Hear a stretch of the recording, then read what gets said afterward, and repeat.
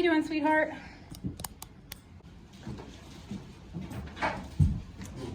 It is kind of hot today, so hopefully she does not get too stressed out during this kidding. She's already got a bubble coming, so we're gonna go ahead and put some gloves on. And hope she does not need any help, because she was accidentally bred to a fainter. She was bred to Remington. She jumped in the pen with him. So it's possible the kids might be a little big. Now he always threw small babies, and that's even for a fainter. They were tiny. So I'm kind of hoping everything will be all good with her. We'll get a small baby out of her and everything will be good. We won't get any stuck kids. There won't be any need to go in and untangle anything, I hope.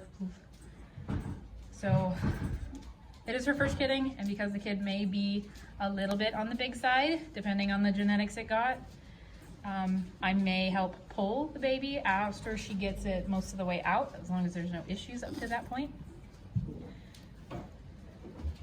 Just because I'm not 100% sure how long she's been laboring. Obviously, I was not checking her tail ligaments or anything because she was not even close to being due. She's over 2 weeks away from her earliest possible due date. So I had not been checking her. So I don't know how long she has been in the early stages of labor before she started pushing and all this. So far, everything seems normal. She'd have two bubbles come out, and then I think the kid bubble is coming right now. So I'm hoping it's not two lined up next to each other trying to come out at the same time, because most of the time if I see one water sac and then another water sac and a kid bubble, the last time that happened there were two kids trying to come out at the same time in a set of triplets, and I had to help just a little bit, but I think she only has one kid in here, so hopefully everything's gonna be good. It looks like the kid bubble may have just popped, but that means the kid is right there, almost ready to come out. What do you think, Dovey? You're doing so good. She is due for a hoof trim. I generally will trim their hooves 2 months before they're due, and I won't trim them again until after they kid, just because those last 2 months they're super heavy. And with my girls at least, they are not fans of getting their hooves done that last 2 months of gestation. So generally I will trim them up before their 2-month mark, and then right after they kid I will give them a good trim. So that's why her hooves look pretty long right now. She is due for a trim, and we will get that done right after she gets this kid out.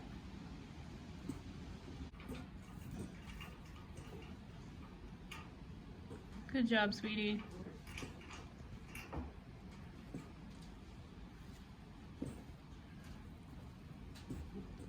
You're doing so good. You've been quiet so far too, which is surprising. Most of my first fresheners have a lot to say when they're in labor. But obviously she's gonna make some noise when the head actually starts to come out. Nobody's ever quiet for the head coming out. But so far you're doing so good, yes. I see a little foot, so she is moving along pretty well. The foot appeared to move a second ago, so kid is alive.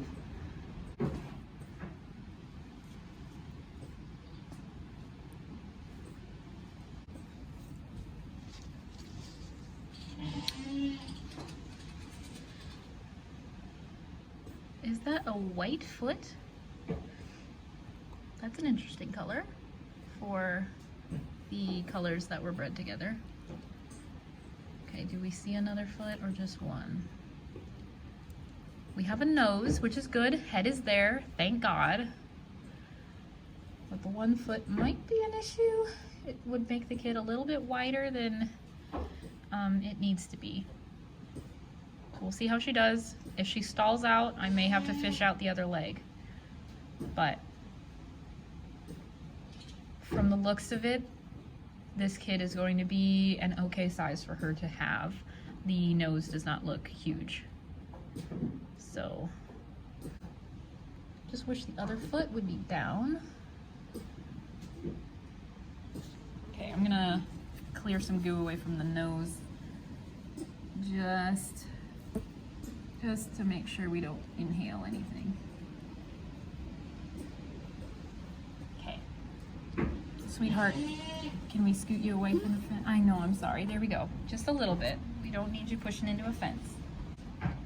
She does have the width that she should be able to get the kid out even if one leg is back, because it should still be narrow enough. Unless it's like knuckled over and bent in the birth canal. It's better if the leg is straight back. Again, if she stalls out and does not make much more progress, then I am going to either try to fish the leg out or just give her a little tug and see if we can get the kid's head out.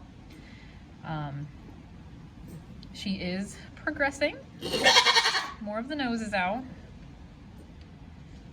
This is going to be the worst part for her because the eyes and the top of the head are up here, and that's all going to come down and out, and that is obviously not fun for anyone that's having a baby. I know, sweetheart, you're doing so good. From what I can see, this kid's going to be pretty. You're doing so good, sweetheart. Big push. Big pushes, love. Big pushes, love. Yes, you're doing so good.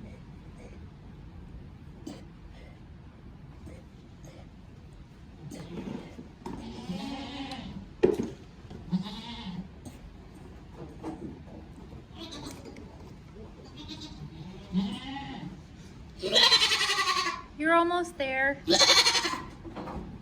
Like 2 more big pushes and you'll get the eyes. And then the whole head's just gonna pop right out. As long as you're not pushing into a fence. Oh, there's the eyes. Big push. Oh, such a good girl. Good job, sweetie. Oh, the other leg was up above. Okay. That was very interesting. So the other leg was up behind the head, which I guess works. She got him out, or her. It's a very pretty light buckskin. All right, Mama.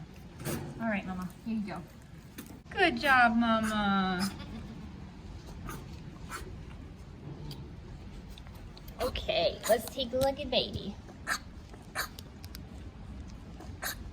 Good job, sweetie. Let's get the goobers out of your mouth here.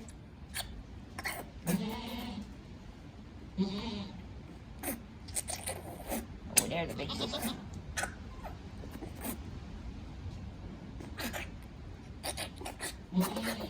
In some of the videos, y'all asked what this was.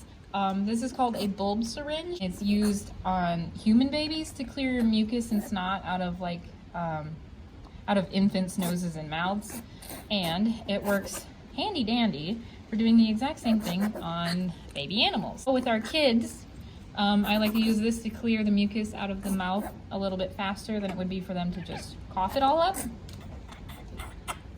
And it just helps give them a better start at breathing.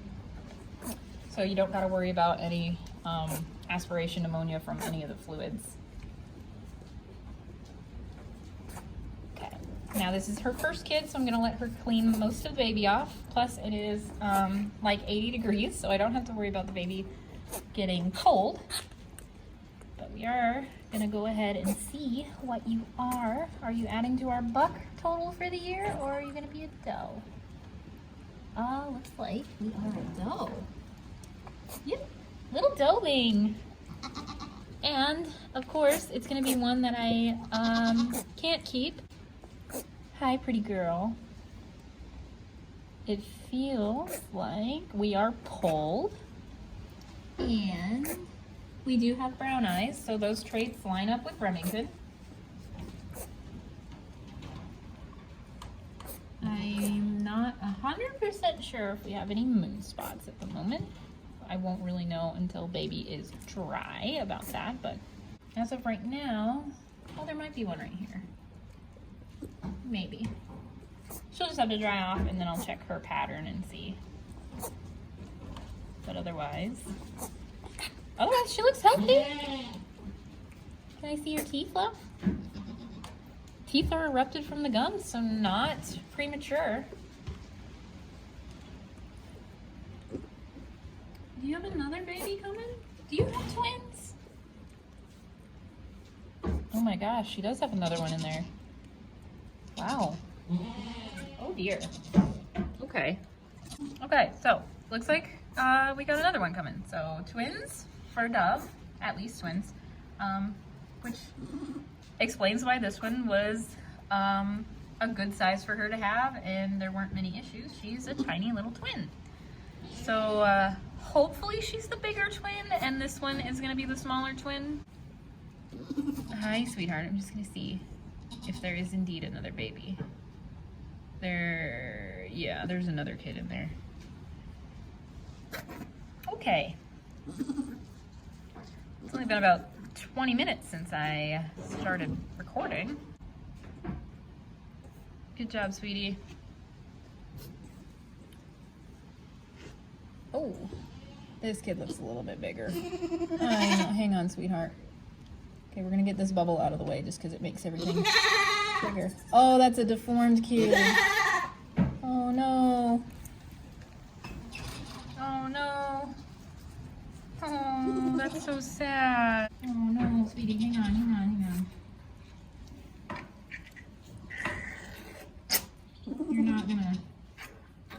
You're not gonna live long, but I'm gonna try to help you here.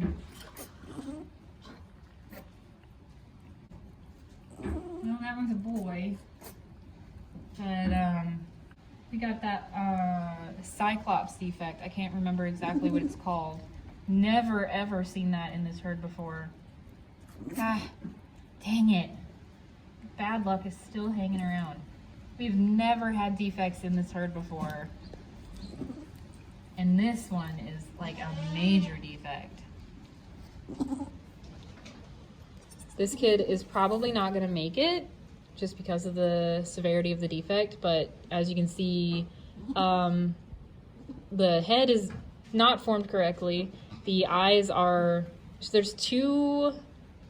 are two eyes there, but they are combined into one.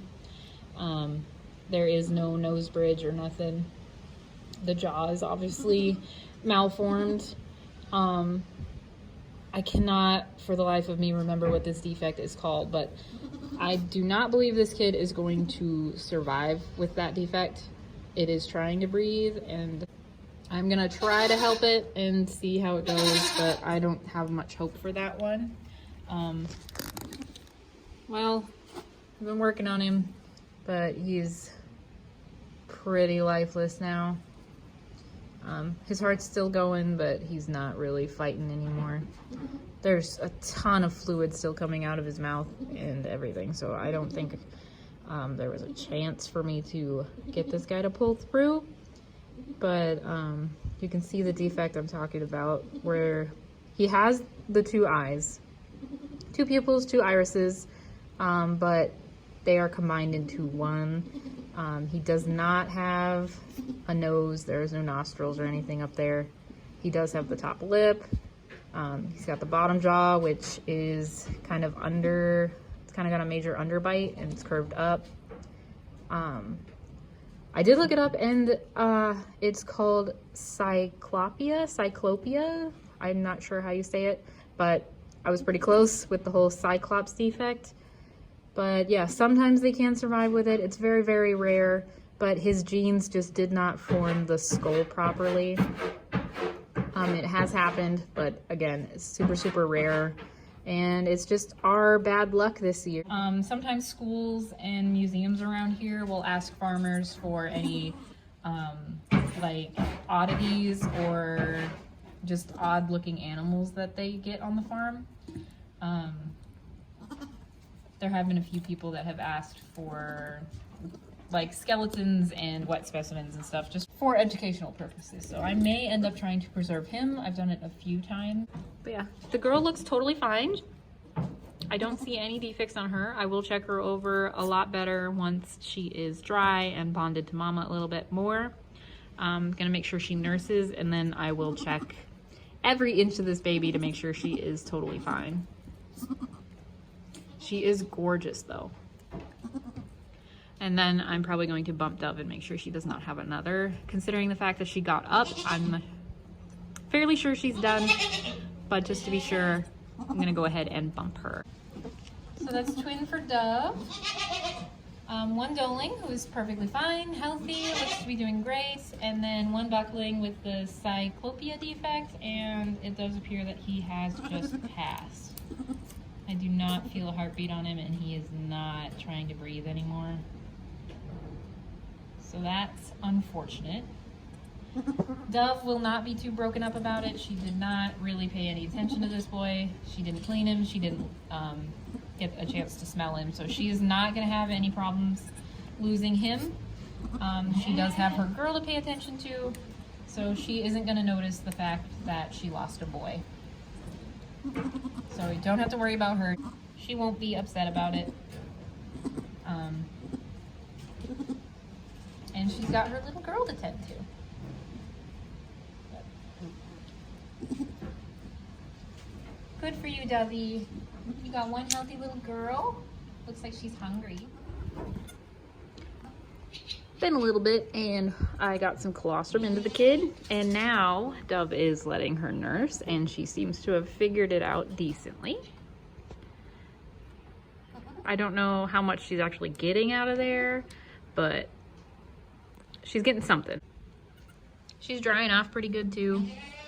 Again, we weren't quite ready. I was gonna have a pen bedded down with nice fresh wood chips and whatnot. I did clean out the barn yesterday, which was probably a good thing considering Dove started kidding just in this alleyway. And then she actually went outside and then curled up next to her mom.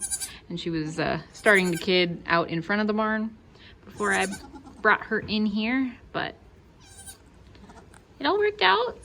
I got her in the pen in time. Baby is doing fantastic. Hello, little. Okay, so we did a little bit of research for the whole cyclops thing, and apparently that is most often caused by toxins in the womb. So Dove was bred in January. That's when she jumped in with Remington. And January is also when we had the issue with moldy hay. So that is most likely our culprit for that whole cyclops deformity. The mycotoxins from mold in the hay, they tend to stick around quite a while, and they migrate into different parts of the body. They'll settle into like the liver, and they'll go into the brain and stuff like that. It'll settle in like the body fat. It can cause issues quite a long time after their initial exposure to the toxins. So odds are Dove actually got into some of that moldy hay, and instead of causing her to miscarry, it just caused one of the kids to develop with a deformity because of the mycotoxins that ended up in the womb. I think it was like a 1 in 16,000 chance for that to happen. I've never seen it in person, but there have been a few cases. A couple years ago, there was a case in Texas, I remember. It was a Boer goat, and it had the same deformity. That one lived for just a little while. But yeah, so that was the cause. Didn't have anything to do with the mom or the dad. Both their genetics are fine. That was just a random fluke, and as long as we avoid moldy hay in the future, we should not have any more issues like that. We definitely have 2 more does to kid in July. Her mom Jinks is going to be due, as well as Calamity Jane. I have felt kids in both of them, so I know they are for sure going to be due in a few weeks. Also, I double checked and her due date was actually correct. I had it incorrectly written down in my notes on my phone, but when I went to go put her birth record in my actual record book, I saw that the date was different and I calculated that date out and it lines up with this kidding. So she was actually on day 154. So she almost was past her due date instead of being over 2 weeks early. So somehow I ended up mixing up the dates there. I think I mixed up her due date and Jinx's due date. But yeah, so she was not early. She was almost late. She had one more day to go. Tomorrow would have been the latest she could have kidded and still been within the normal range. So yeah, it was totally normal for her. She kidded within the normal range.